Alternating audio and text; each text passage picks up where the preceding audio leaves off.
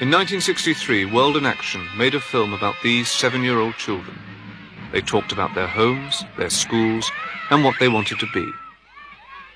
They were filmed again when they were 14. We brought them all together to watch the films because this year they are 21.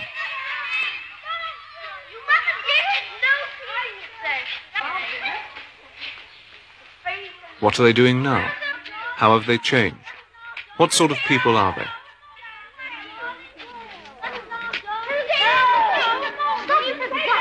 Give me a child until he is 7, and I will give you the man. When I leave the school, I'm going to College Court. And then I will be going to Westminster boarding school if I pass the exam. And then we think I'm going to Cambridge and Trinity Hall. Well, before I'm old enough to get stuff, I just walk around and see what I can find. I want to be a jockey when I grow up. Yeah, I want to be a jockey when I grow up. When I leave school, I'm going to the Dragon School. I might. And after I might go to Charterhouse, Marlborough. What about university, Charlie? I might go to Oxford. What does university mean? Well, I don't think I need to go to university because I'm not going to be a teacher. I don't think you want to go to university if you want to be an astronaut. When I leave the school, I'm down for Heathfield and South River Manor. And then maybe I may want to go to a university, but I don't know which one yet. I will buy myself a new nice house, you know. One that's all nice and comfy. I'm going to work in Woolworths. Well, I'll go into Africa and try and teach people who are not civilised to be more or less good. When I grow up, I'd like to find out all about the moon and all that. It's just that the limitations of such things as what the audience require and the time don't allow it to be a real study. I mean, if we accept this, then it's okay, I think it's probably good entertainment. I don't think we've changed that much. I think we talk. I don't mean looks. I mean, the way we talk, I don't think we've changed that much. Well, you never lose an East End accent, will you? I tell you what, as it goes, you've definitely changed. I think so, yeah. In facial. You haven't changed at all, yeah. Don't you think so? I thought I got bigger. You might be an inch big. An inch? It's not legal for a woman. That's something I did notice. All our teeth have changed. Teeth? Yeah. Mine are out like that. Well, I noticed the some ears, back. actually. Did you not notice that a lot of your ears have been really done about them? They got their conclusions settled already. They must have. The very fact that we met here today, and we've seen the films, and we feel as if we know everybody who's in the films now, has broken any class barriers that could possibly have existed. And therefore, the film itself has possibly defeated its own object. They do lead one on a bit, don't they? That's what I mean, and they bum the programme up too much. Yeah. To sort of extent to make that you're good and I'm bad. Yeah. Or well, vice versa, I think. No, don't be silly. No, I really do, actually, especially the 7 one. People tend to read significance into it that I don't think exists. One of my friends, for instance, had me pointed out to him as being destined to run the farm and being educationally pretty inept. This was obvious from the film. At 7, Nicholas was at a one-room village school in the Yorkshire Dales. Do you have a girlfriend? I don't want to answer that. I don't answer those kind of questions. I thought that one would come up because when I was doing the other one, somebody said, "What do you think about girls?" And I said, "I don't answer questions like that. Is that the reason you're asking it?" Yeah, I thought so. The best answer would be to say that I don't answer questions like that, but I mean, you know, it was what I said when I was 7, and it's still the most sensible, but I mean, what about them? Well, you seemed at 14 very shy of the whole sexual life. Has that changed? I've tried to make a change, yes. Very definite, conscious effort not to be shy. to be more outgoing. And this is actually something I can sort of point to in my own past and think, yes, I did make my mind up here and here that I was going to try and change this and this being basically my confidence and my sort of approach to, well, this is to people in general. When I grow up, I'd like to find out all about the moon and all that. I mean, I'm not... And I said I was interested in physics and chemistry. Well, I'm not going to do that here. Oh. You might be able to get somebody to will you explain this thing to me again? Nicholas is now in his second year at Oxford University. Well, I'm trying to be a physicist. To fill in the detail of whenever you meet somebody at university, the standard question is, where are you and what you're doing? And my answer is, I'm at Merton College and I'm doing physics. I'm doing that till it doesn't move up and down, just rotates. Okay. Then you bang it in. We'll give it a whirl. So what career are you going to pursue? It depends whether I'll be good enough to do what I want to really do. I would like, if I can, to do research. Are there any disadvantages in coming from a small place like this and preparing yourself for Oxford? Well, it's a rather different background to go anywhere, Oxford, perhaps especially. It is rather more firm foundation, I would have thought, as to your character, than being brought up in a city. It's a fixed reference point in a sense, that sort of earthy life and death cycle that you get living on a farm. So when something dies, it rots and feeds back into the earth. Sometimes it's helpful in a city where things that some people are very concerned about seem quite irrelevant. Is there any strength of your father as a farmer that do you think he's transmitted to you? Well, you get a certain sort of calmness in some situations, you know, you take things as they come, you become resigned to things. If the dog's chasing the animals in the wrong direction, then you just have to put up with it. You know, if it won't do as it's told, you become resigned to these things. I suppose, yes, that's one possibility. Come on.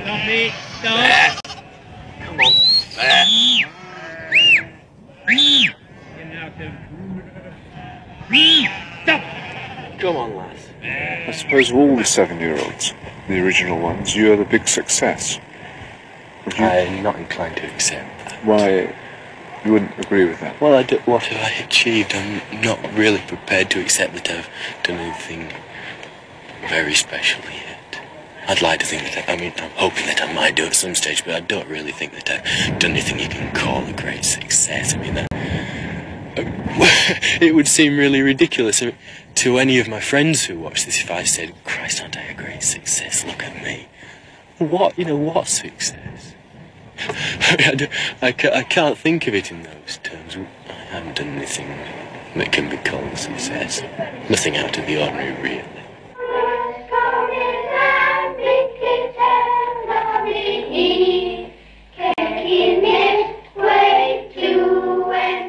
Singing Waltzing Matilda in Latin at an exclusive pre-preparatory school in London, Charles, Andrew and John. I think it's not a bad idea to pay for schools, because if we didn't, schools would be so nasty and crowded. Yes. So do I think so. Yeah. And the rushing the man in charge of the school. Do you think there's any truth in the ideas behind the programme, that certain people have more options than others, and this is undesirable? Certainly true that more people know they have more options, or imagine they have. I think in practical terms, the difference in numerical number of options isn't that great. The fact is that the three of us know that there's a whole range of things we can do. But the mere knowledge creates an option in itself. Yes. So I think we do have more options. And it is undesirable, but it's very difficult to correct. I don't think it is undesirable at all. I think what's undesirable is people who have had options don't make advantage, take best advantage of them. But I can't see there's anything wrong as long as people don't abuse the opportunities and privileges they've had. If people behave responsibly, I think it's very good. There's a sort of stability and structure in society. We've been taught to expect more. It's not that because we've been to private schools, we're better qualified necessarily. No. Yes, I agree with that. It's a matter of expectations. Yes, I must say, all this talk about opportunities, it's something I did slightly object to in the programmes. We were shown at the age of 7 outlining sort of the academic sort of career that most of us did in fact pursue. Each sentence ended up, John is at Westminster, Andrew is at Charterhouse and everything, implying that we just sailed through, merely manifesting an intention at the age of 7. It didn't show the sleepless nights, the sort of poring over our books, the sort of, all the sweat and toil that got us to university. It was presented as if it was just, part of some indestructible birthright that we went to all these places, and I thought that was unfair. It didn't show us sort of having to do beastly jobs in the holidays, to make ends meet and things. It didn't give a very real sort of impression. The 3 girls are earning. Income-wise, they're far better off than I imagine all 3 of us are. Certainly I am. And background-wise, in terms of qualifications or the means of achieving their ends, they probably have just as many options as we do. Jacqueline, what do you think about colour people? Well, they're nice, they're just the same as us, really. But one thing, that it's only because their skin's brown and we're white. Sort of pinkish we are. Some people from Africa... Jackie, Lynn and Susan. They went to primary school together in the East End of London. Lynn chose to go on to a grammar school and Jackie and Susan to a comprehensive. There is a danger, though, that you would get married at early 20s and have children quickly and then be stuck at home. Have you any thoughts on that? I don't really think about it much. No. I don't think I'd get married too early. I'd like to have a full life first and meet people. Yeah, before you can commit yourself to a family. What would you do if you had lots of money? About me, £2. I would buy myself a new nice house, one that's all nice and comfy. Jackie was married last year and now lives on a new estate in Essex. It's a nice estate. It's all borough. Yeah, it's not bad at all. What are they like, the neighbours? You've seen a lot of them or what? Well, sort of to say hello to more than anything. I mean, we borrow things off of them, which is just as well. That's what neighbours are for, isn't it? Yeah, right. Yeah, it's a similar colour scheme down here than upstairs, isn't it? Yeah, but this was more by luck than judgment, really. Was it like this when you come? No, it was all white. And you can imagine the state it was in. And friends had some paint handy, so Dad and Mick just sort of used the rollers, and in the day it was done. 2 coats, wallet, that was it. Susan is still single. I work for a travel company. They don't deal with the public, they deal with groups and company groups. And it's sort of incentive, holidays abroad and conferences, that sort of thing, which I like because I like foreign places, and I have to do I do quite a bit of typing, but a lot of my work is involved in making bookings and dealing with hotels abroad. I left school and started work for an Australian bank, and I'm still there.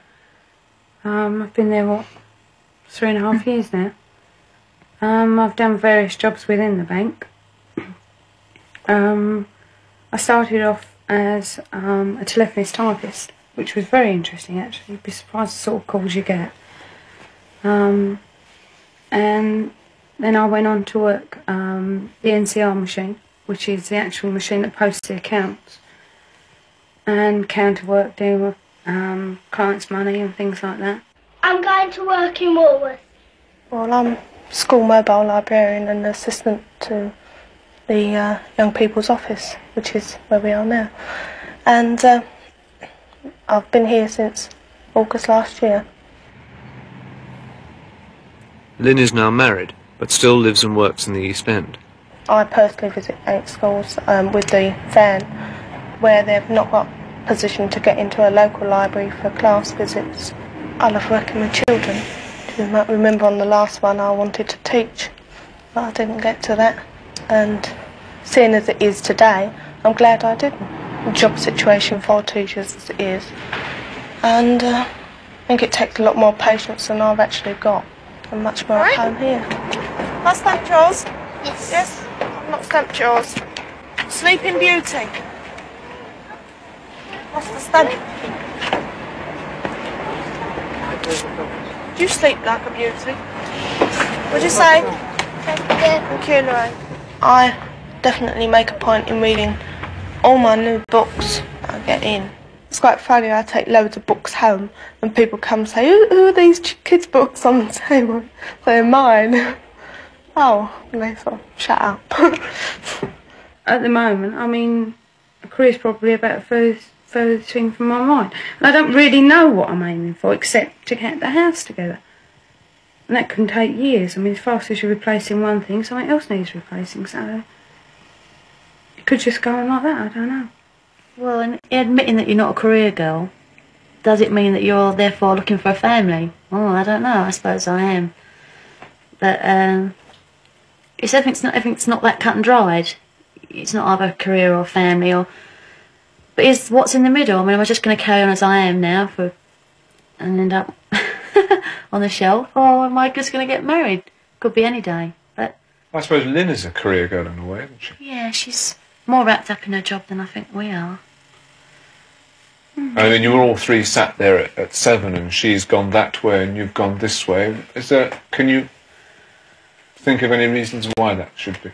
I think just basic personality. Lynn's always been that little bit different from us.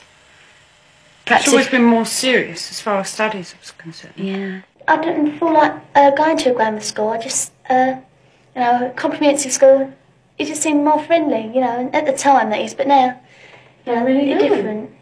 Grammar school's fantastic. You say so. When I leave the school, I'm down for Heathfield and Southfield Manor. And then maybe I may want to go to a university, but I don't know which one yet.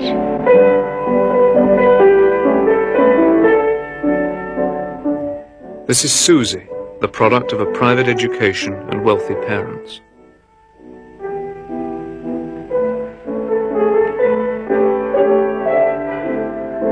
What do you think about making this programme? I just think it's just ridiculous. I don't see any point in doing it. Why not? What's the point of people sort of going into people's lives and saying, why do you like this and why don't you? I just don't see any point in it. Well, when I didn't want to do it when I was 14. I know I was very difficult because I was very young to doing it. I was pressurised into doing it by my parents. And I hated it. And I vowed I'd never do it now. But here I am. I like to do maybe short-hand typing or something like that. I left school when I was 16, went to Paris. Went to secretarial college and got a job. What made you decide to leave school and go to Paris? I just wasn't interested in school and just wanted to get away. And why did you choose Paris? I don't know, it was my parents, really. Did you sort of feel the need to get away? And why? Well, I'd lived in London or Scotland and I knew people who were going out to Paris, and so I thought I'd go as well. Looking, comparing yourselves to Susie, who stands at the other end of the social scale, do you think you've had the same opportunities as her? I've had the opportunities in life that I've wanted. I say I've had more opportunities. Yeah, right, you've made. I mean, I say I've had more opportunities than her in a different aspect to what she's had them. But my life, I've been able to do more or less what I wanted to do. I'm not going to say it on film, but what I feel for her.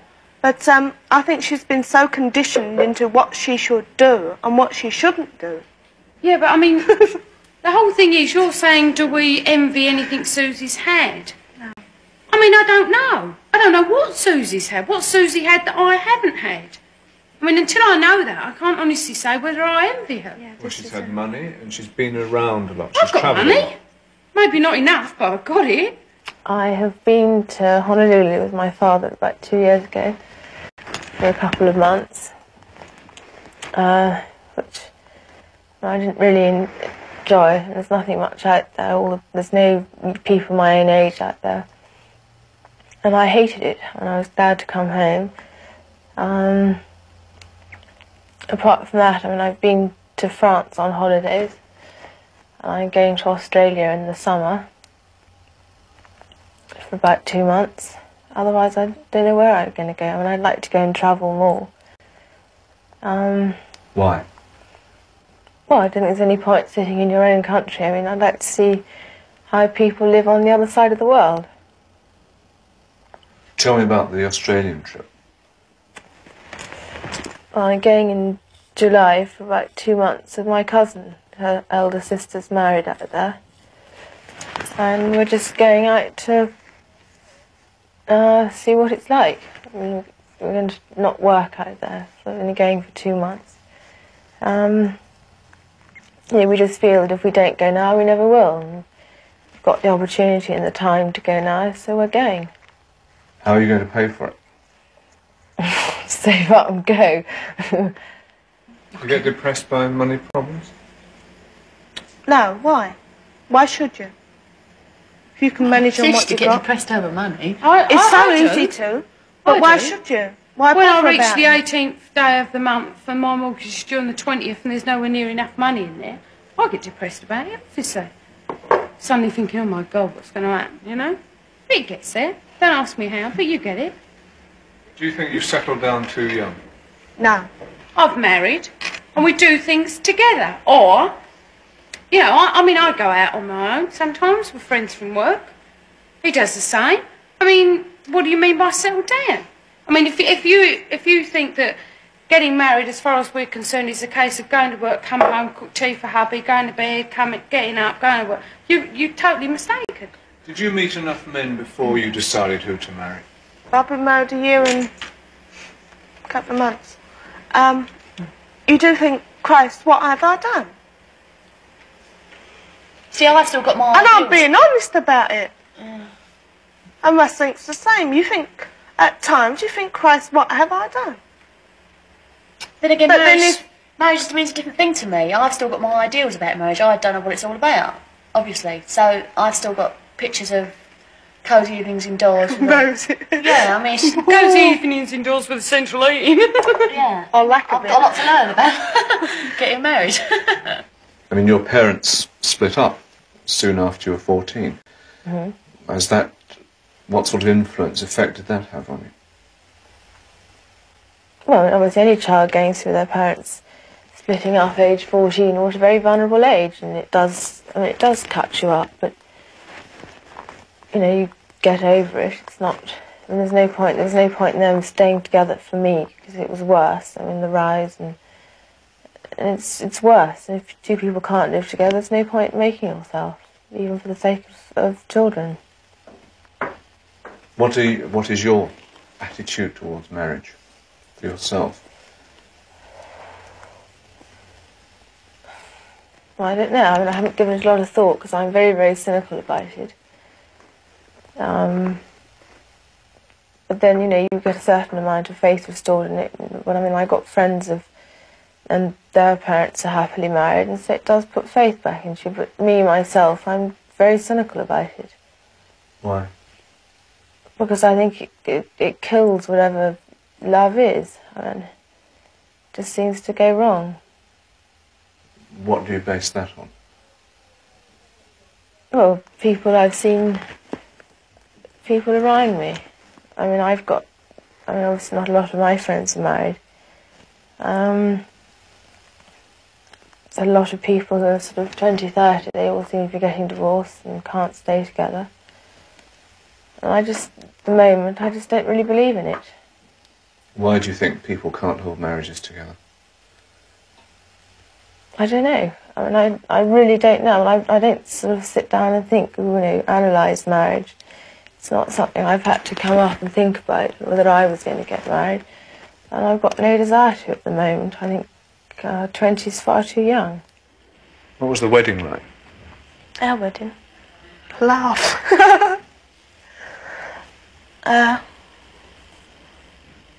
I wanted white wedding, all trimmings. And That's what I've been satisfied with. So, very little. But being as we were going into it as a full thing, we went into it. I had an all-white wedding. All white. We were both in white and my bridesmaid was in white. It's a funny day, actually. Because I suppose I was up somewhere around the 5 o'clock mark. And I spent all day preparing. Well, all morning, I should say. And then sitting around for about 3 hours, just waiting for something to happen. Then when it did happen, I don't remember it happening. So it was just complete confusion, really. It's a nice day, though. Oh, yeah. It was funny, actually. You can imagine some of the comments. And I was pleased I was there. It seemed the right place to be. I mean, I was glad I was at a wedding. I've known her a long while, so... Did anything happen? Anything funny? I can't forget the cake. That was horrific, really, the cake. The wedding... What happened to the wedding cake? I mean, it was sitting right sort of in between Mick and myself. And suddenly the columns just completely gave way and it just all sort of fell into one. It was a nice cake, wasn't it? Yeah, it wasn't bad, actually. I read the Financial Times. I read the Observer and the Times. What do you like about it? Well, I usually look at the headlines and then read about them. About it.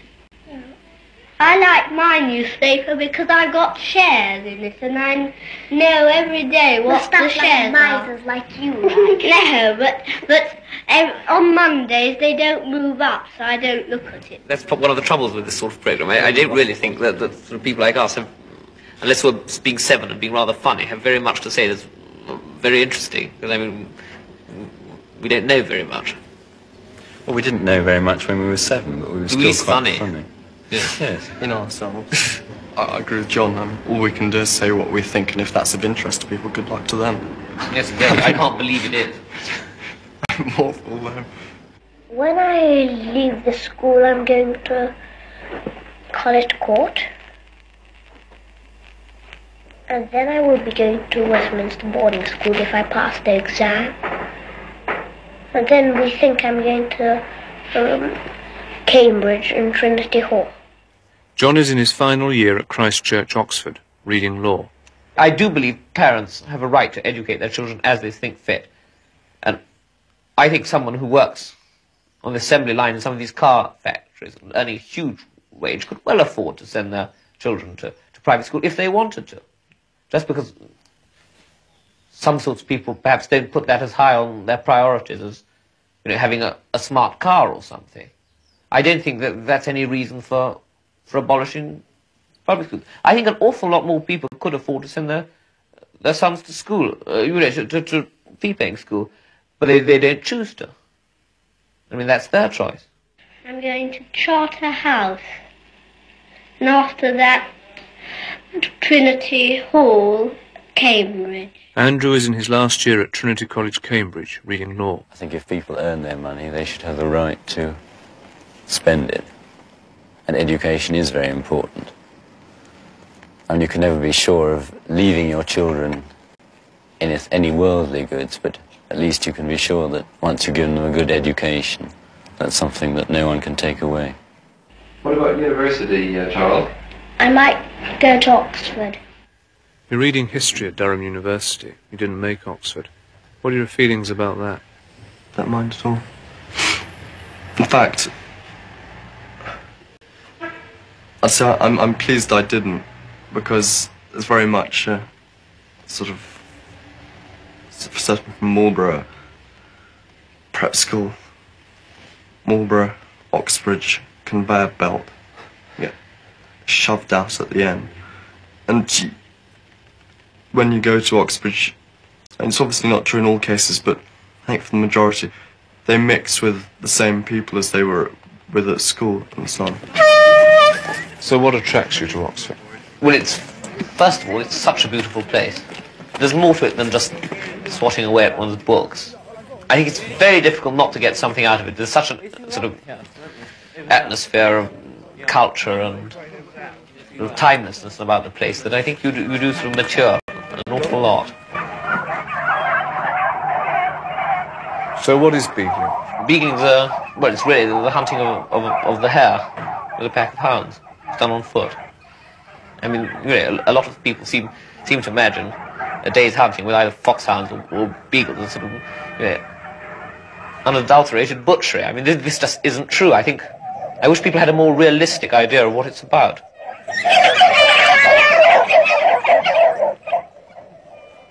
The hounds are over there, I think. I saw them last streaming along that hedge there.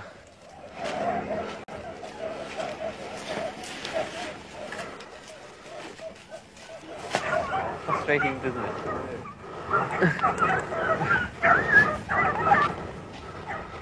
I'm reasonably old-fashioned about certain things, but people who sort of go on a lot about the permissive society are missing the point if they think it's the only thing that's wrong is sort of sex. I think, decreasing respect for the family as a unit, increasing dishonesty, both in business. I mean, there used to be much stronger developed ideas of commercial integrity and things that seem to be going around nowadays. Nowadays, people seem to be really sort of rather out for themselves. As sort of, I really do think, I suppose, an invasion by the American way of life, really, which I think is a very sad thing. Is that unstoppable, that trend, do you think? I think it really is, unfortunately, yes. So where does that leave your values? Well, it leaves them with me. And with my future children, who I shall inculcate them in. But might you not find yourself isolated? That really doesn't matter. I mean, if I believe my principles are right, and that I'm doing the right thing to bring my children up by them, it won't matter to me whether I'm living in the Middle Ages mentally. I mean, I should do what's right. Well, when I was very small, my father always used to go skiing, and he took me with him, and we've been ever since, really. And how young were you when you started? Oh, about 5, on tiny little skis. It was quite frightening then. What is the appeal of it? Well, the sort of freedom and going in the snow in the mountains, and the feeling of speed, and getting away from people if you can. Do you save up to come skiing, or...? I don't, but my father does, as he pays for me. Your parents had been divorced since 14, since you were 14. That's right, quite recently. Yes. Tell me about that and the influence it's had on you. Well, not much influence, in fact, because it's happened when I'm quite old, and I'm away from home a lot anyway. It's very sad, of course, but I don't think it has had a great deal of influence. If it had happened when I was much younger, it would have had much more influence. An adverse influence, I would have thought. Did your parents' divorce leave any lasting mark on you? I don't know. I mean, I've seen the film at 14, so... I mean, that's far closer to time. I would have thought it did, but...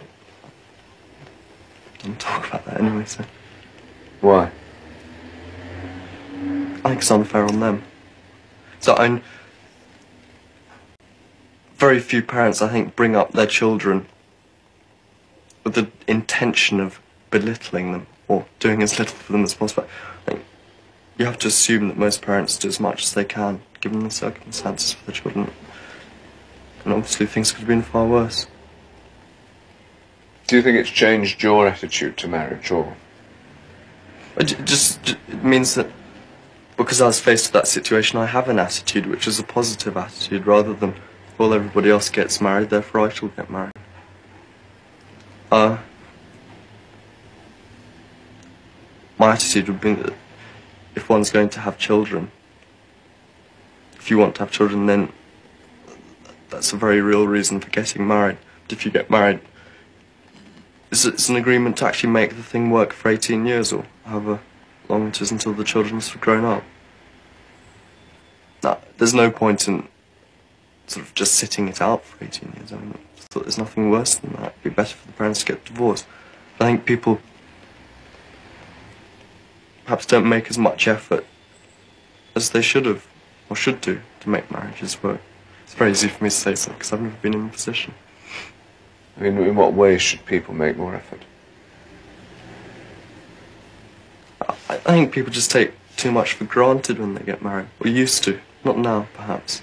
I don't know about you, for instance. I know my mother. I mean, she said that she's spoiled, really.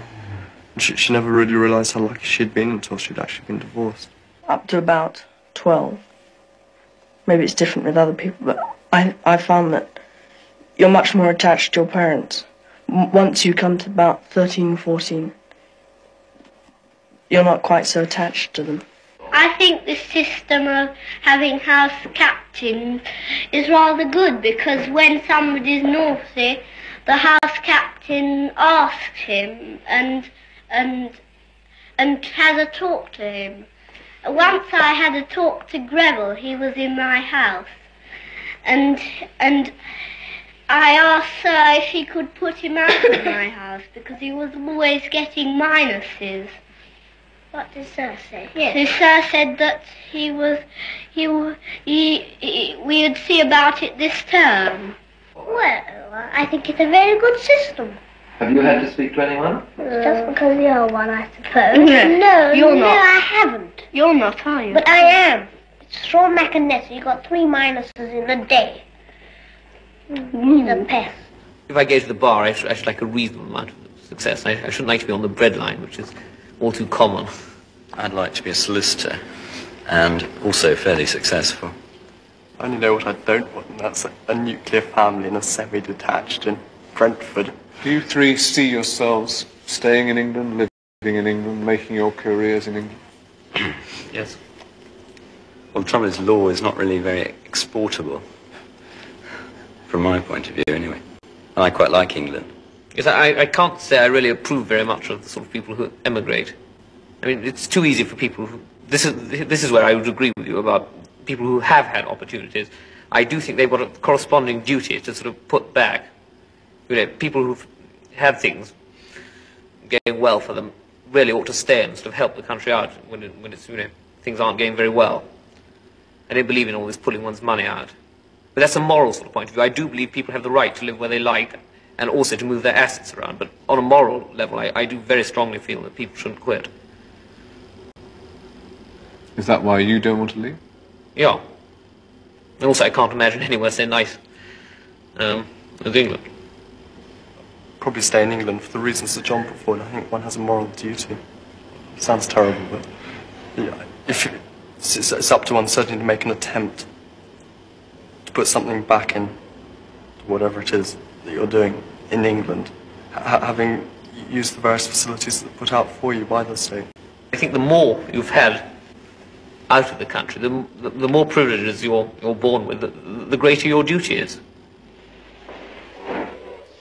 We chose 2 boys from a children's home in Middlesex. Paul?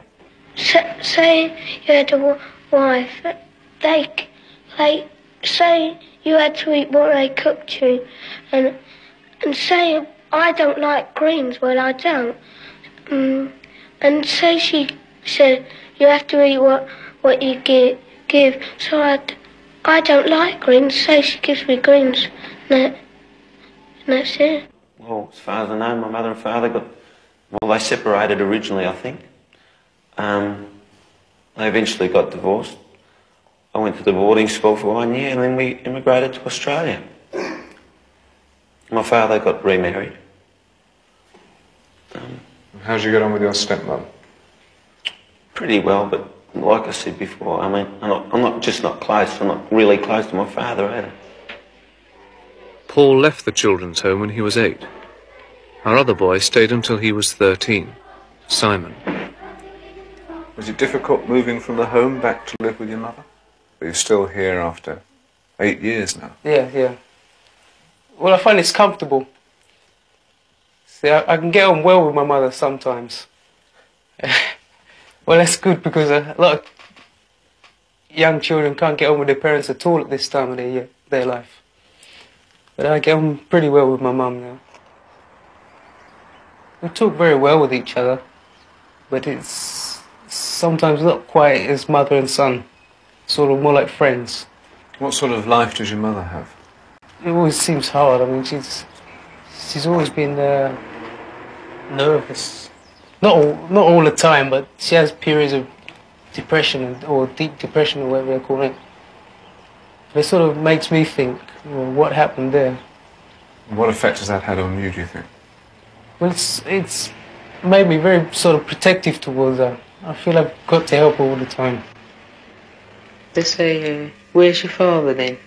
You know, when your mum's out at work, instead of your father. And I just tell them I ain't got one.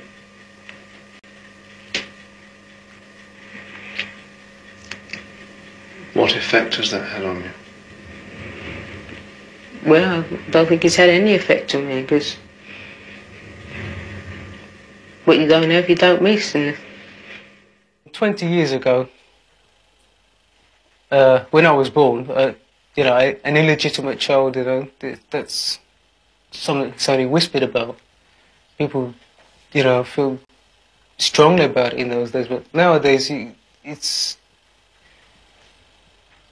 not a serious matter. The serious point is whether you stay with somebody or you leave them.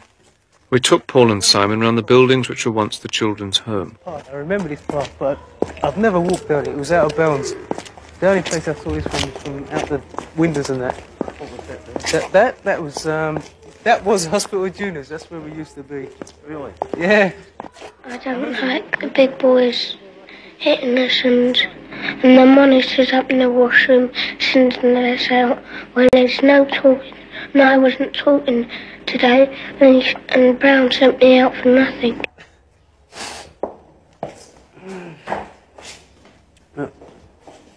Remember the tiles?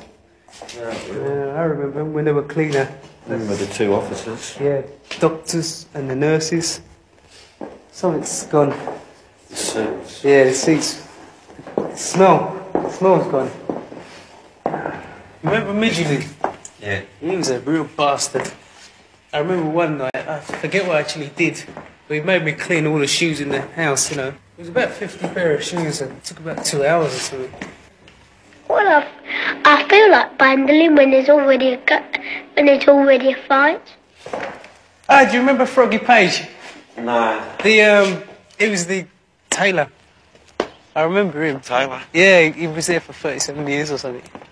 Bent over backwards or bent over forwards or something. The golf course. Yeah. I used to think about running away over that. I'm too scared. That's where the headmaster's son used to shoot the squirrels off the trees. Yeah.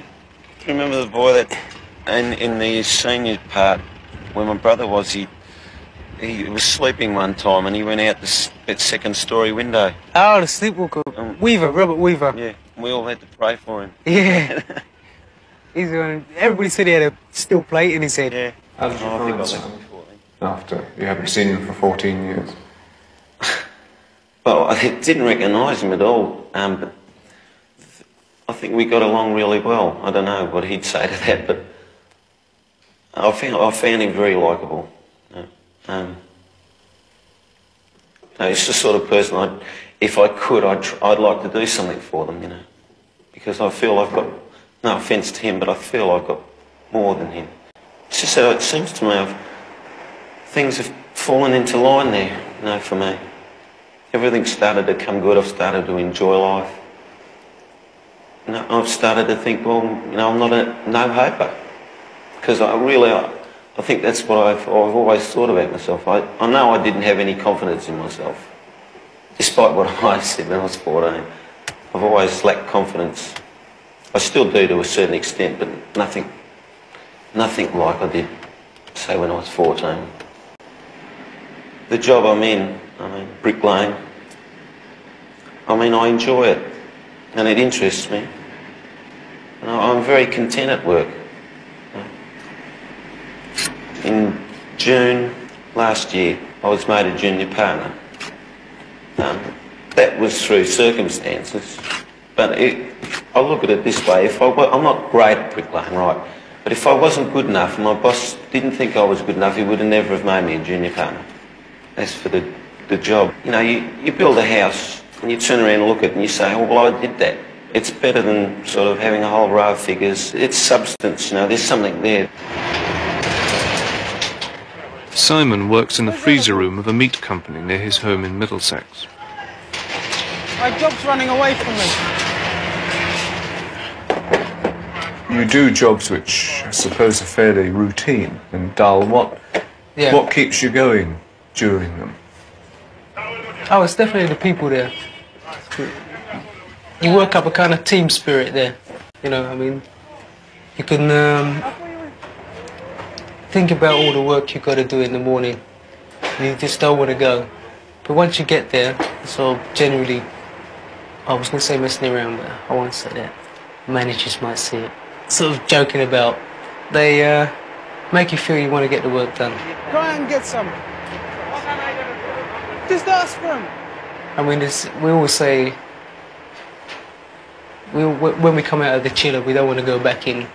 But when we get back in, we get on with it, you know. So are you a good timekeeper? Depends. Usually I try to get to work early, but I have periods of, I just think, you know, sod it. If I get there, I'll get there. But I think the hardest thing is to get up in the morning. I mean, for me, it takes a great deal out of me. I mean, And you never feel you should be doing better jobs than these? Aren't you worth more than this? No, I haven't really. I suppose I just like hard work. I don't know. But it's never really sort of worried me. I suppose it should, but it just hasn't. And how do you see the future as far as work goes? Well, I know I can't stay at Wolves forever. I mean, it's just not me. I couldn't stay there for that long. My mind would go dead. But I think if I really wanted to, I could learn a trade, even now. You know, if I really felt that I ought to get out and do something different, I could learn a trade if I wanted to. And what would you like to be doing, say, in 7 years?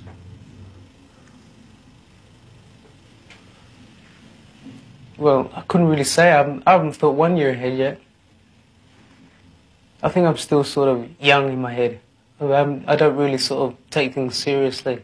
All I want out of life is to be happy, and when I say happy, I want to be happily married as well. Because I can't say I don't want to get married, because I think I do. But I want to be happily married, you know, and therefore I want to make sure, I think. How would you define happiness? What is it? Well, basically, to me, it's the will to live, you know. I mean, now, I literally love life. I love people. I mean, I think before I didn't. I mean, when I was 14, I said, I've forgotten what the question was, but I said something about I want to be alone. And when I said that, I know even now, I meant that. You know, if someone dropped me out in the Sahara Desert, I probably would have been happy, more or less, if you get the point.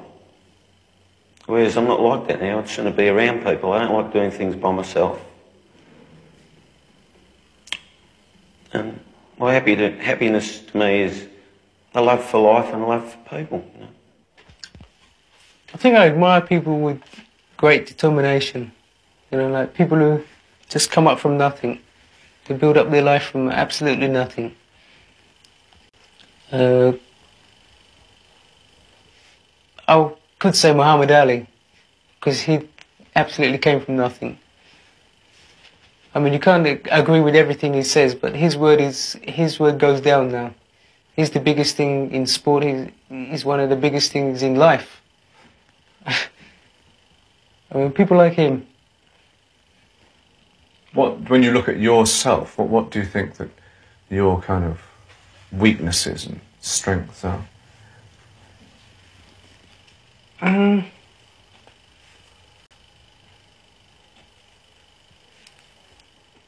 I think my main weakness is I don't really take a grip of life. I don't really look...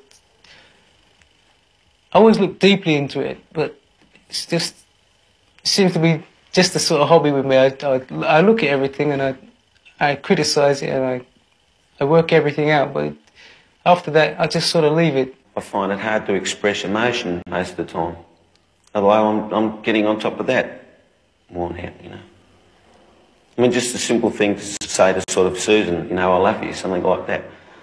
I mean, I can tell you about it, but I really haven't been able to say it freely to Sue, you know. I suppose that's a weakness, you know. Do you have a dream? A dream? Not so much a dream, but I know if I ever wanted to get on, I could do it. I mean, I always feel that I've got something inside me that would make me move.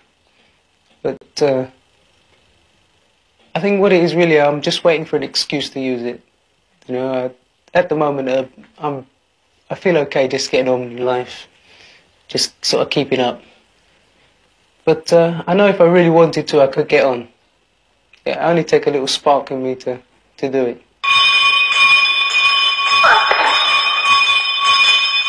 Is it important to fight? Yes.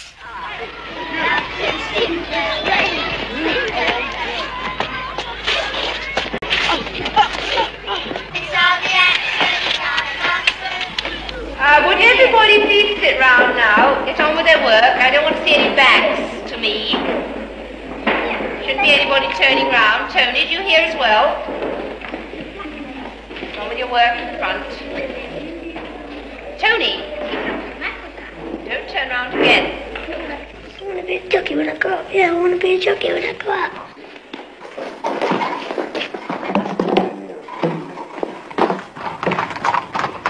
Tony left his East End secondary modern school at 15 and became an apprentice at Tommy Gosling's racing stables in Epsom.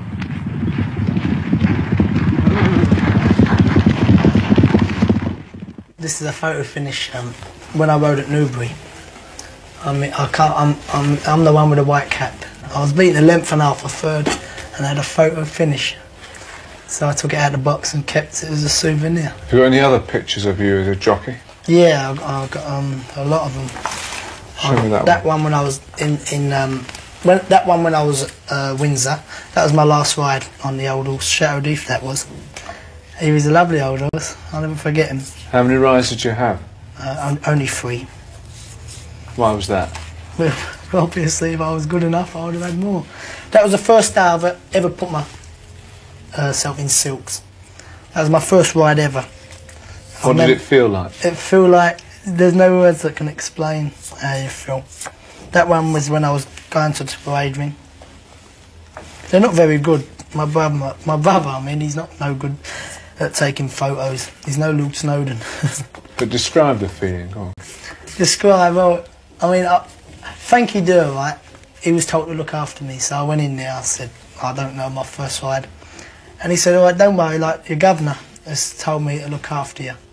And so I was changing in my silks and I felt good, you know, I could see all the faces, but like, I think, or when I look on the paper, I think sort of Jeff Lewis, Frankie Durr, and I thought myself, all of a sudden I'm in the same room getting changed.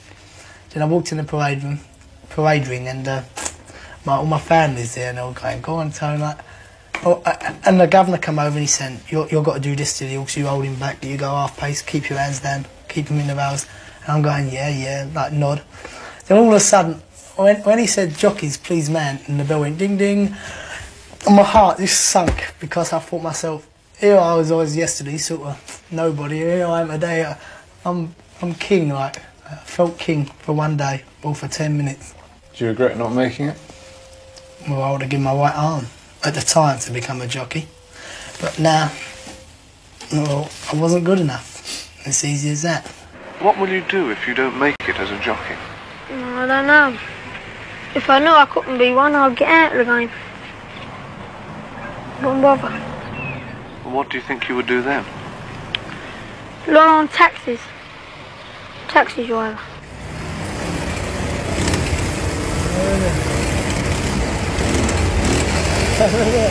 I will be a cab driver.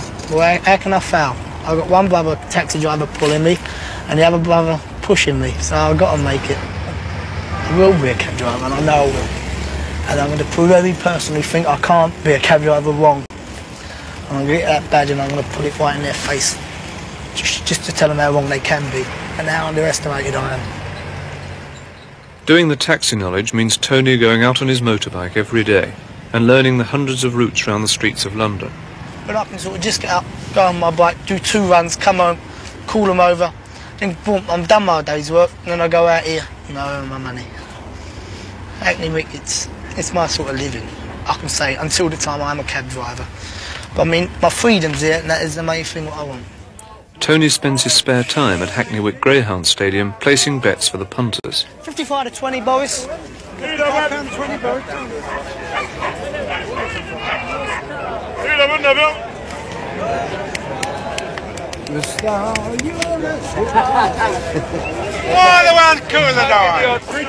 Four and a half 50s. 4.5.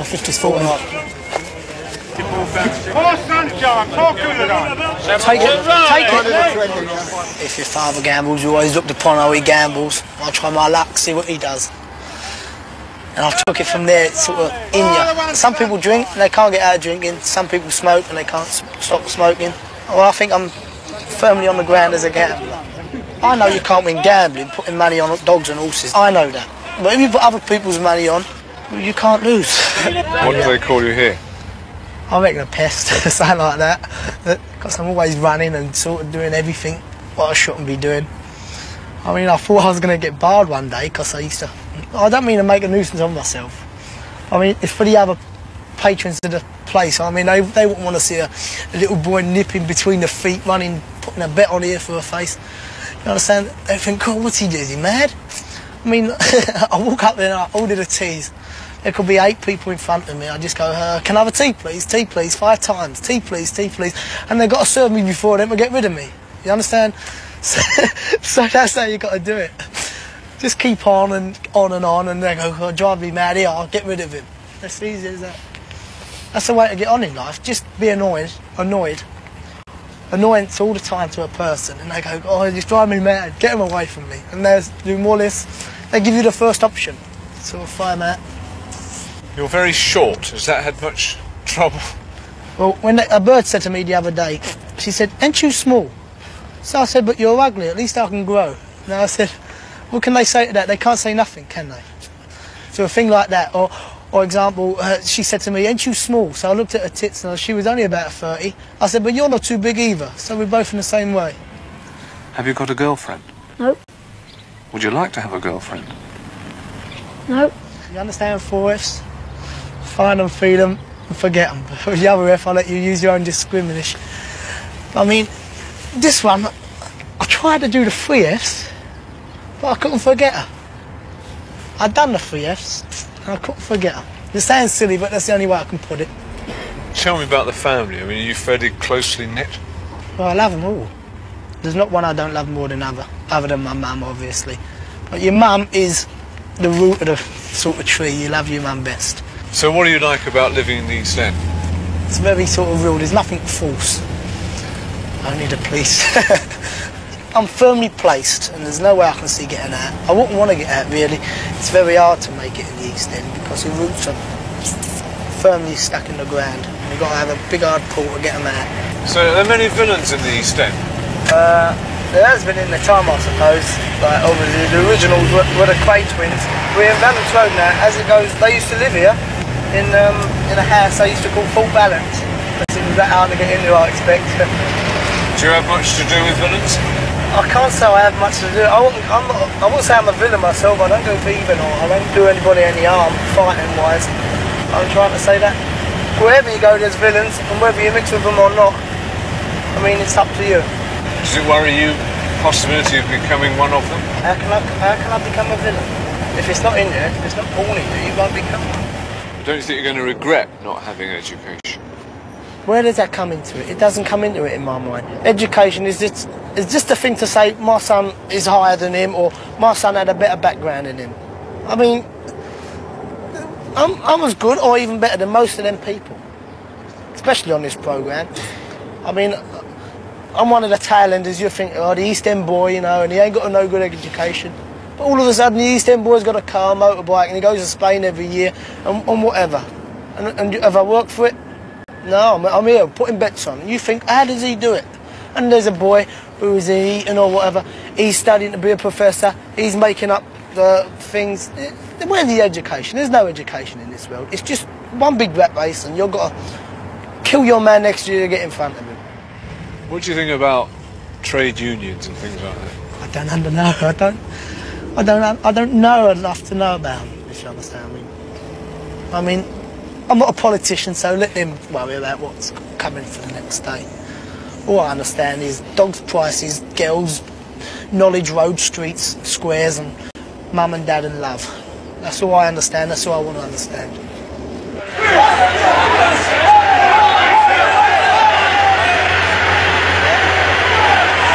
Yeah? Go on, Free, chase it. Go on, boy. Go on, Free, inside. On the out, Free. It's checking everywhere, Belle. Well, I'll go into Africa and try and teach people who are not civilised to be more or less good. No, I don't want to be a missionary because I just can't talk about it to people. You know, I'm interested in it myself, but I wouldn't be very good at it at all. And I wouldn't enjoy it. Well, why wouldn't you be good at it? Well, I'm just not very good at, anyway, standing up in front of people and making a speech or anything like that, but I'd like to keep it private, you know. Well, is it possible you might ever think of going to the church? It is possible. I've never said no, definitely. But I won't be doing it after I go to university. I mean, it's just possible in 10 years' time, I suppose, but... What would draw you to the church? I don't know. It wouldn't be dissatisfaction with whatever I'm doing at the moment. In a way, if whatever I was doing very successfully, then that would be a better reason for going into the church, really. Or at least if I did go into the church, it meant I was giving up something. But I think the wrong reasons are if you are dissatisfied with what you're doing, in the general sense of doing a job badly or a failure in some sort of way. Bruce is in his final year at University College, Oxford, reading mathematics. And by Eisenstein, you can show that this is irreducible. Then you do a transformation on this polynomial x equal to t plus 2, which you find is t cubed plus 7t squared plus 14t plus 7. And you observe that 7, which is a prime, divides the coefficients of t squared, t and the constant, not t cubed. And 7 squared doesn't divide the constant term. So by Eisenstein, this is irreducible. So therefore 2 cos 2 pi by 7 is of degree 3, and that length isn't constructible from the corollary of our original theorem. So therefore the septicon is not constructible. Good, that's a nice way of doing it, particularly using Eisenstein down here. His test is very powerful. Yes. He's an interesting mathematician. What sort of job are you going to try for? Well, there was one job which I'd quite like to make maps, really.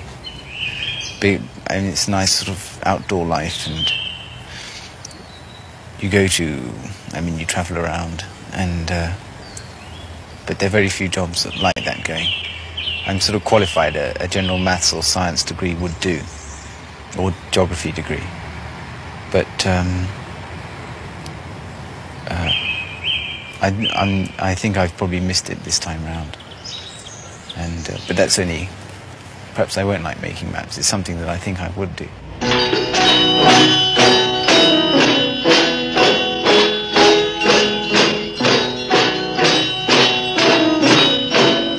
Melbourne probably had a great influence on me in a way. I mean, I was absolutely shocked rigid when I went to my prep school and found people thought of doing things wrong.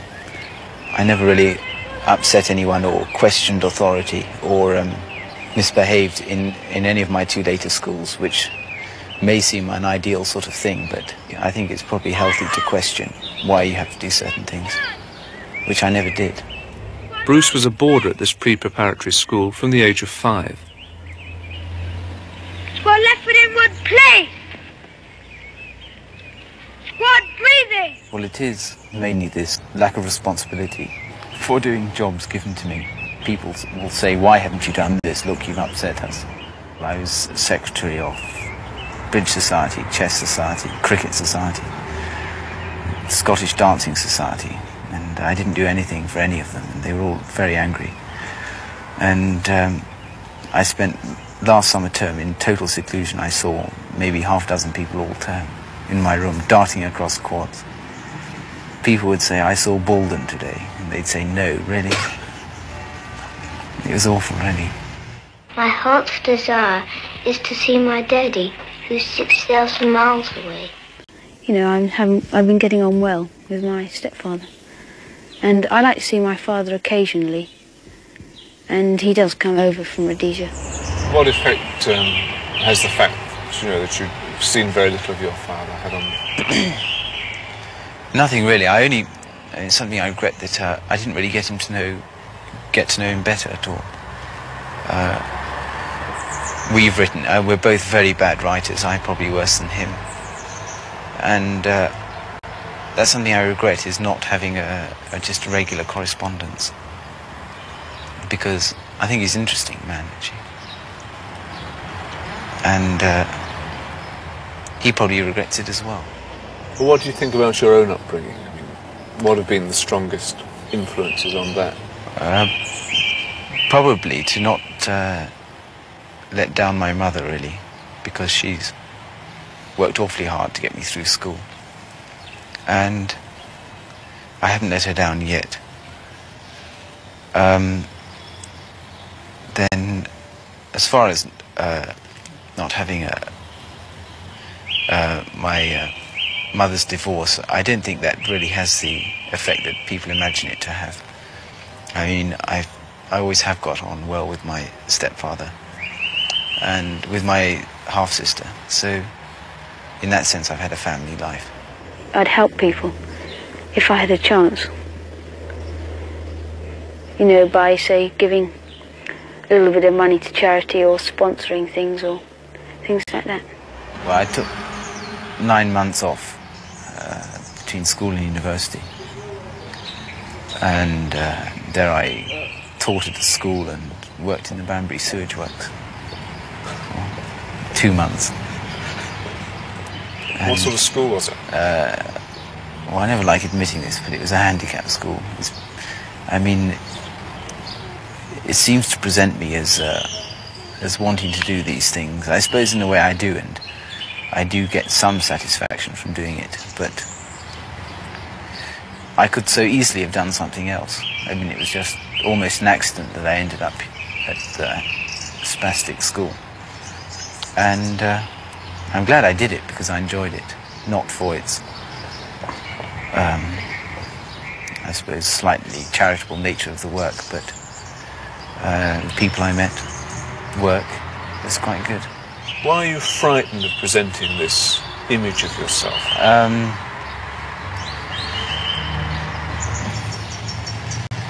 It's possibly because I don't know, I never want to feel too proud, really. I mean, it's dangerous for a start, and it's so easy. And it doesn't work in a way because, all right, I can try and pretend to be humble, but that's being proud in just the same sort of way. I find it a very difficult thing to avoid pride. Tell me, are you interested in politics at all? Not as much as I was. I am about the only socialist in my village, and I go into the pub and sort of expect to stand up and defend all socialist policies. Sort of, this is the village socialist, no, village idiot, sorry. You agree with all this immigration, so I stand up and defend it, and it's awfully hard work there. I think I'm going to give that up. So where do you stand politically now, then? If you're giving up well, I'm still socialist, but not as energetically as I was, I suppose. I mean, what do you think about the way England's been run at the moment?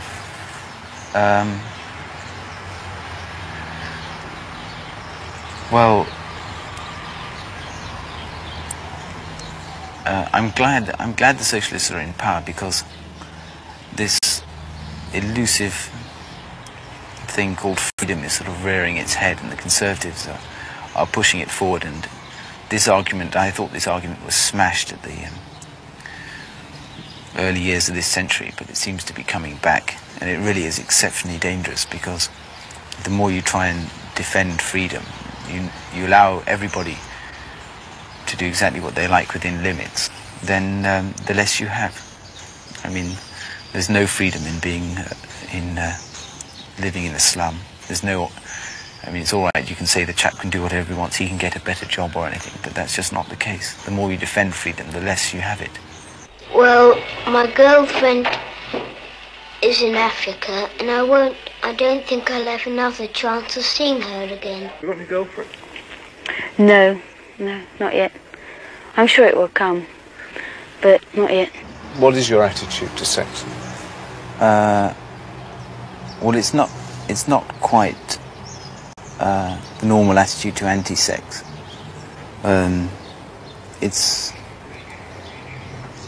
It's more, I mean, I, as it were, burnt my fingers a little, and I don't feel as though I'm missing anything now.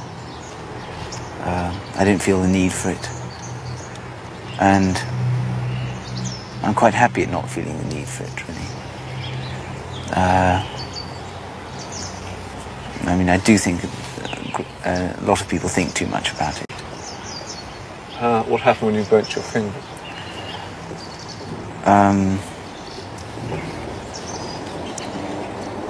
I'd rather not talk about it, really. Well, no, but I don't really mean that. I mean, I don't really mean that I don't want to talk about it. Just I need quite a long time to think about it, really. Why?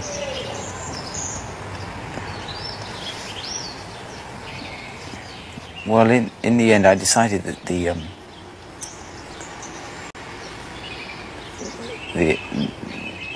effect, the pleasure, or just didn't seem worth it, really. Didn't seem worth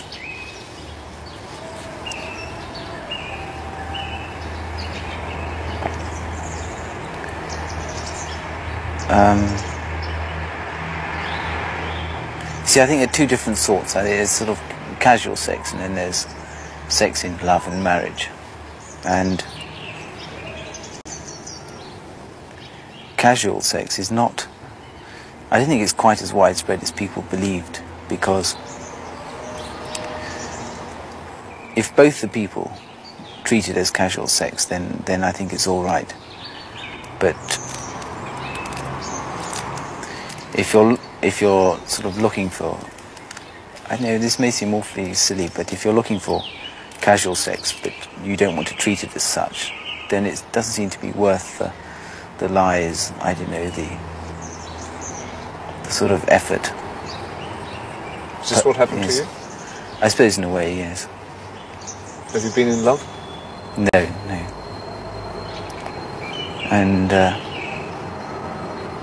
I think I'll probably have to wait for that, really. International wrestling. Yeah, that's all. It's summertime though. Yeah, it's only when we can go on the grass.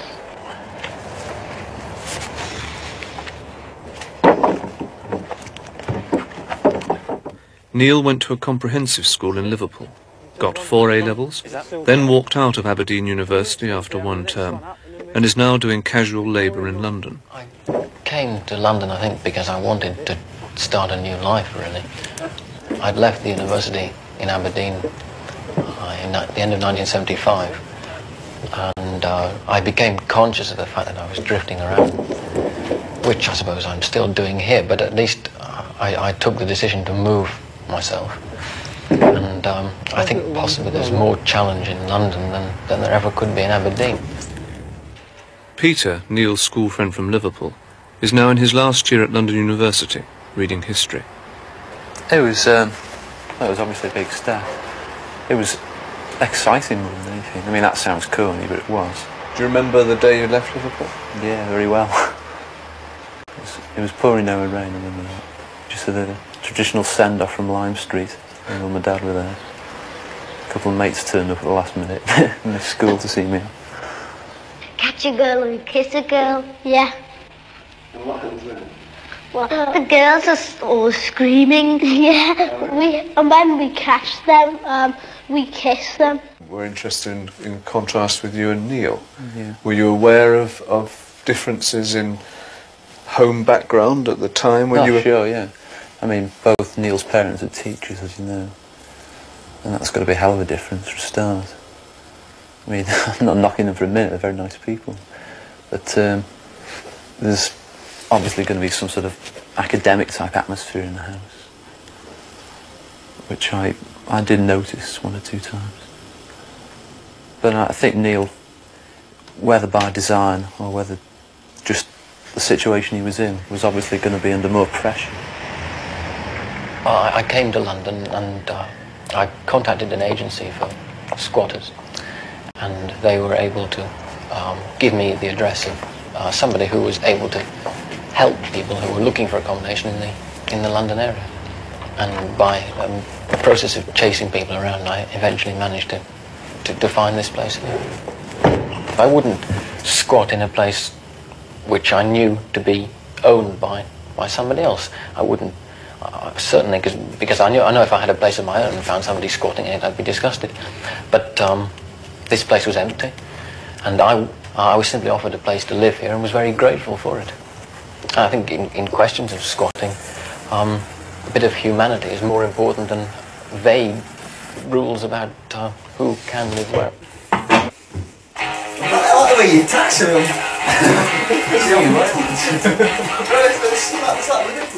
In contrast, Peter lives in a flat in North London, sharing with 3 other students. There'd been 3 guys living here originally, and one of them left to get engaged, eventually married. And the flat was meant for 4 in the first place. So Dave and Trev asked Ian and I if we'd like to move in. Of course we did, because we've been searching for a flat for some months. So we jumped at the opportunity really. I've got my own room. I can cook whenever I like. I haven't got a landlady to tell me what time to come in. I've got my own front door key. And to tell the truth, it's a lot better than a lot of accommodation I've had over the last 18 months or so. It could be a bit warmer, it's a bit chilly. But it's perfectly satisfactory for the time being.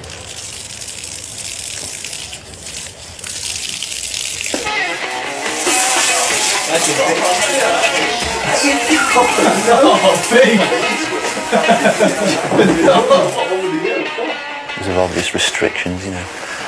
Like you've got to cook for yourself, you've got to think for yourself a lot more.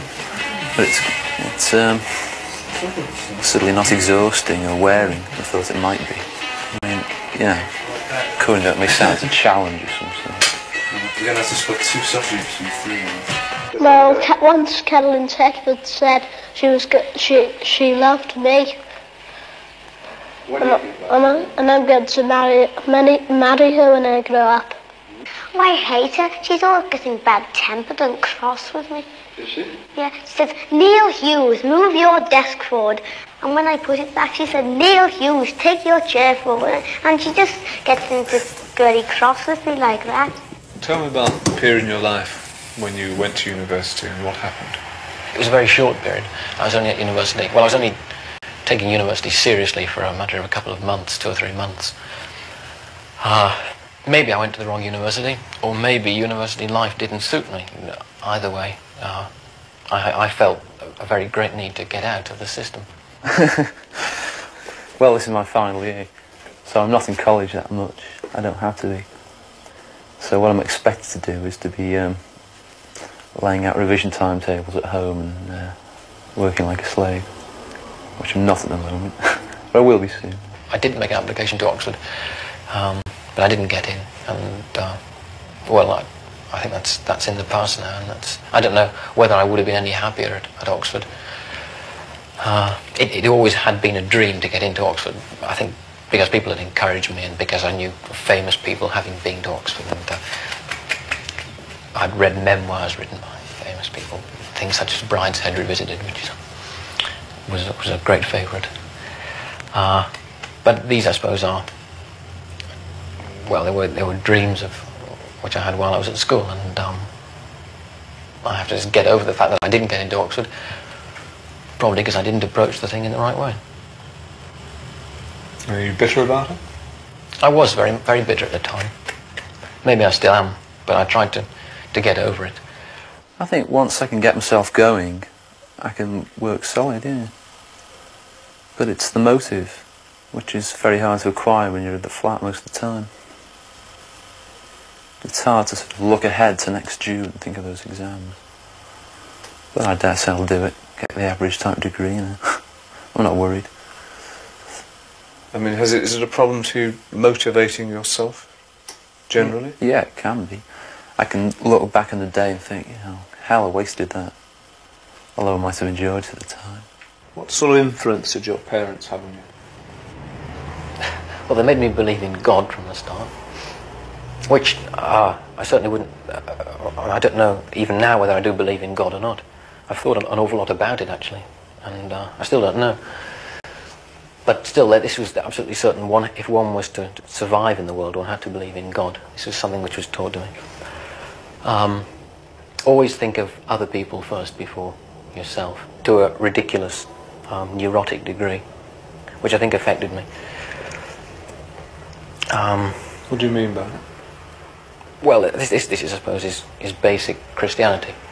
The sort of, if somebody slaps you on one cheek, let them do it on the other, almost literally taken, which gave me a few shocks when I tried to put it into practice. In what way? I don't think, well, to be honest, to go back to that question, I don't think I was really taught any sort of policy of living at all by my parents. This is probably their biggest mistake.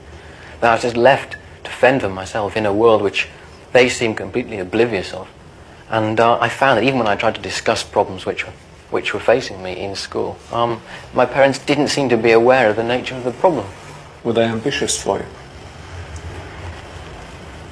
Yeah, but along set lines which they had planned. I think they've often said to me that they had seen me even from when I was very young in a certain type of career, and possibly they'd never even thought that anything else was vaguely possible.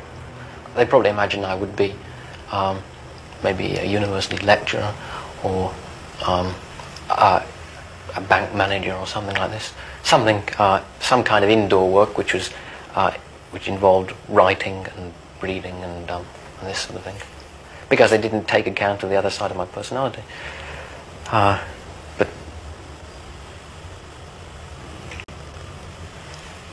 and what sort I of don't know I wonder how many parents really think of their children as individual human beings.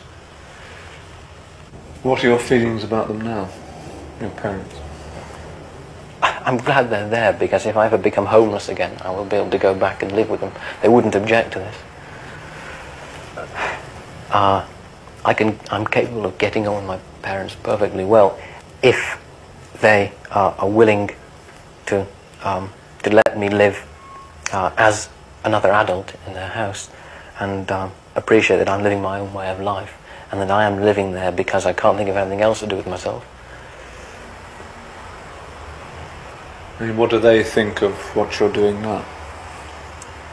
They accept it. I think now they do accept the type of person I am, and they see this as just as simply my attempting to add more experience to my life, which satisfies me.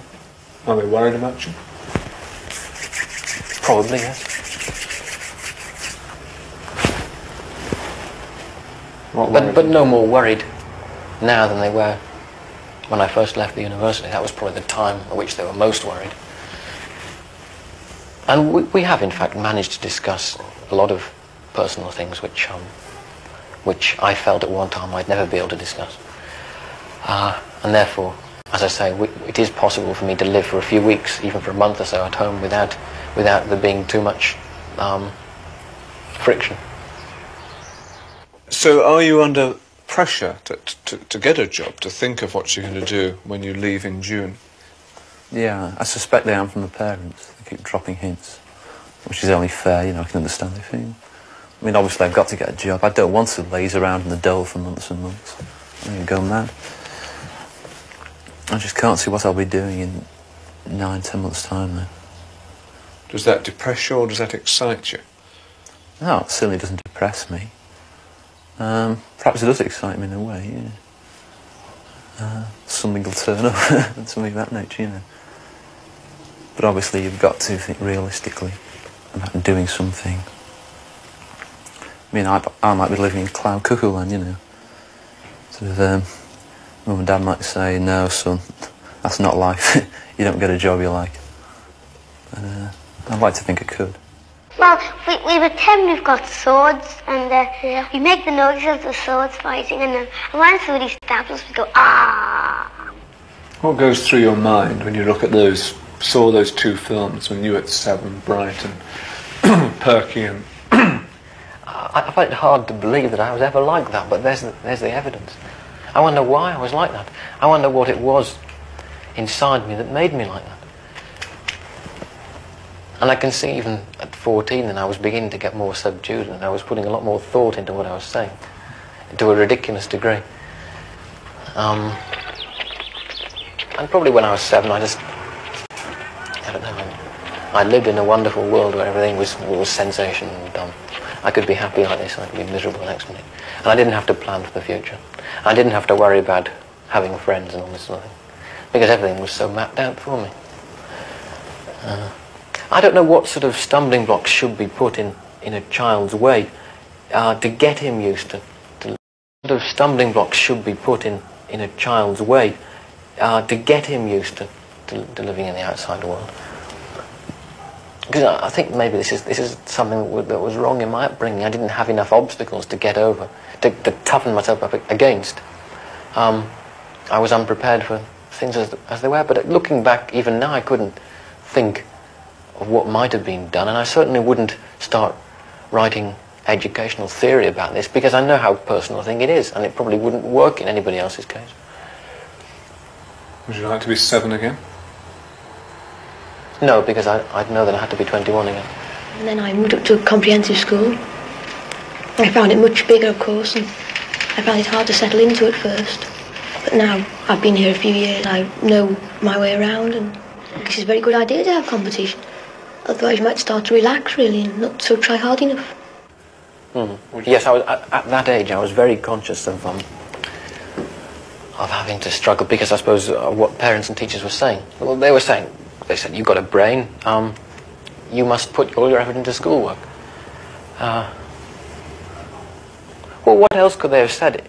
I would have probably been just as angry, looking back, if they'd never encouraged my intellectual efforts at all. When I get married, I don't want to have any children, because they are always doing naughty things and making the whole house untidy.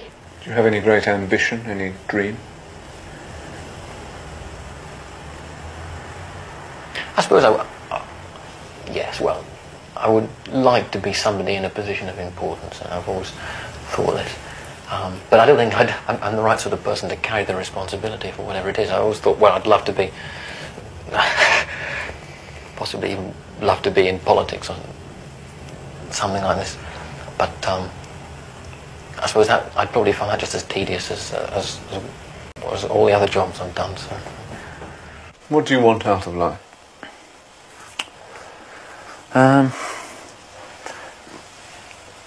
The satisfaction of knowing that I've left some sort of imprint, rather than just lived out my life. That it's going to sound like an epitaph. I've left a memory with some people, you know. Not that this guy worked for so-and-so, made a fair bit of money, a good house, died. I'd like to think I've done something, but then and again it must be like a drop in the ocean, I suppose. I mean, who's going to remember me in 100 years' time? So is it that important? You're going to live out your life? But I would like to think I'm going to do something with it. Something positive. Do you and Peter have the same values? I think we both value happiness and stability. I think most people do. But you've kicked against the stability that's... I don't think I ever had any stability, to be quite honest. I can't think of any time in my life when I ever did. I don't think I've been kicking against anything. I think I've been kicking in mid-air the whole of my life.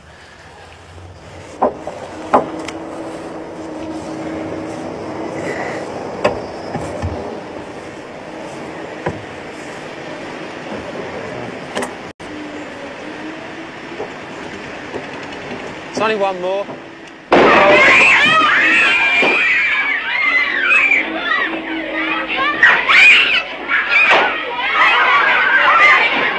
What do they think about each other? And how would they act together? To find out, we invited them all to one big party and joined in. If I say that I love you, and you know it's true, if you said that you love me, what would I do? I'll get you back if you let me. I'll take your hand and see. I'll always follow you. Yes, but they were a bit too tough for my liking. So they hit me right in the back and I've still got a pain there. The Prussians. Oh yes, oh yes, oh yes. They're nuts. Just have to touch them. Well, some of them were rather dirty. What do you think about I played them with them quite naturally. I think they were rather nice, really. What do you think about rich people? Well, not much. Tell me that. Well, they think they can do everything without you doing it as well. And they think just because they're rich, they have to have people like they have to do all their work and stuff. What would you do if you had lots of money? About me, £2. Me, easy. I would help the poor. Yeah, because the poor, if you don't help them, they'll sort of die soon, wouldn't they? And every time we have a harvest festival, we send them food to them. Once these two, Susan and Janet Henson went round giving it out with Mr. Floyd. I don't think much of the accents. Neither do I. Neither do I. But don't prevent me liking them. You ever think to yourself, well, jump out of that suit, come in the East End, throw the books in the corner and do it, what you have to do. I certainly throw the books in the corner. You understand what I'm trying to say? Yeah. What are you going to do in your life? I've really no idea. The idea of just living somewhere, working for a living, is just horrifying, really. I mean, being a student is very easy. I just postponed the decision, really, by going to university. Oh, so being a student's easy. That's why I left school. It's too hard. Really? Who is to say what a 7-year-old child is? I don't think there's any way you can do it. So a 7-year-old child could seem to be one thing, and you could always argue that the end product was produced by what he actually was, rather than what he seemed to be. Do you normally use the tape or a book here? No, bookmaker, but I always frighten they'll clear off. What? I always frighten they'll clear off if they're going to bad off. No, they're not like that. They can always get hold of money. What fears do you have for the future?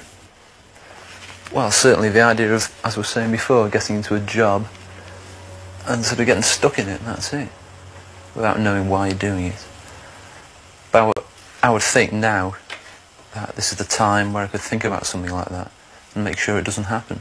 I really don't see how one's life can be a failure, in that if I became a journalist and got sacked at 30, it's probably because I'd grown out of it, or I'd changed, so I was no longer suitable, so therefore I'd find something else which I'd find, I enjoyed and which my talents were suited to. I have never suffered at all. Never been driven to despair or tears or... I didn't know, have any of the others? My strength is being able to keep going, really. And my weakness is not being able to take any positive course of action. I suppose that I tend to behave rather after the fashion of the people I'm with, and this can, in some circumstances, I think that can be quite a weakness sometimes. Sometimes I wish I didn't, because I occasionally sort of look at myself and think, Christ, you're a bloody fool, what are you doing now? And that sometimes disturbs me. We had a teacher at school that his favourite ploy was, all you girls want to do is walk out, get married, have babies and push a pram down the street with a fag hanging outside your mouth. God, if ever since I'd resent it, it'd be that one. Yeah. There's only one ambition, and really, I want a baby son, and if I see my baby son, that is my ambition fulfilled. No one knows that, only you now. Well, to me it is a dream to be totally happy. I mean, I don't think you can expect that, but What happens if you don't make that? If you don't ever find them? Will you? God how will knows. you cope? I don't know. It'd be hard to say, you know. You could, I mean, the human mind's very strong and it can be very weak. And so you could crack up from it and you could just live your life out from day to day and you could get over it, sort of thing, you know, I think. Well, not get over it, but you'd cope with it, I think. But what I do, I just don't know. I mean, I want to be happy, and my dreams are all for happiness, sort of thing. So basically that's what I want out of life. I always leave something inside me. I always leave a bit behind. I always hold back a bit, you know, with everything I do. Just to sort of, something to fall back on. I've always got something else to sort of look on if anything goes wrong anywhere. What is that something you hold back? I think it's a part of my heart. What do you want most out of life? To be happy and get on with life. I mean, I don't want to just sit back and let it always pass. I mean, you don't know how long you've got your life for. And you know, you could be run over by a bus tomorrow, so you've got to make the most of it while you've got it. Simply to be able to wake up in the morning and feel that this day was going to be worthwhile. Which is what I don't feel at the moment.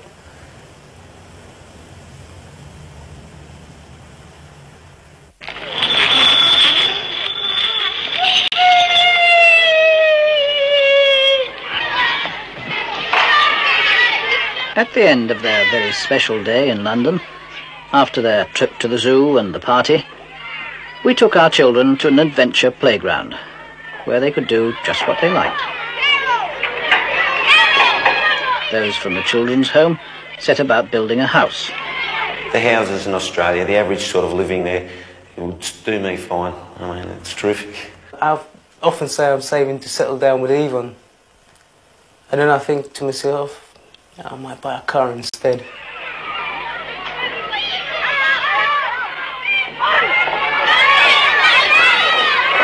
There's Nicholas.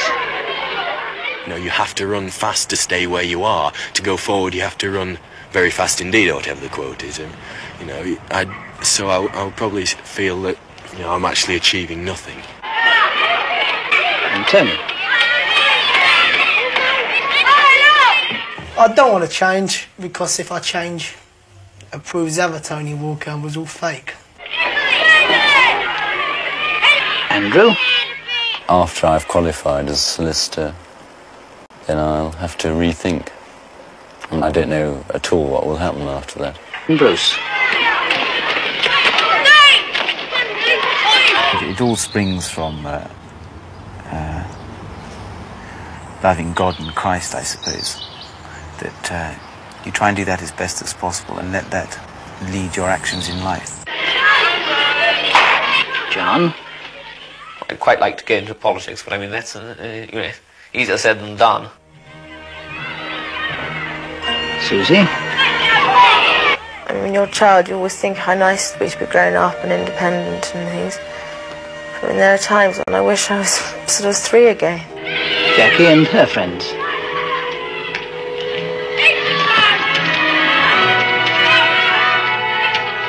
Give me a child until he is 7, and I will give you the man.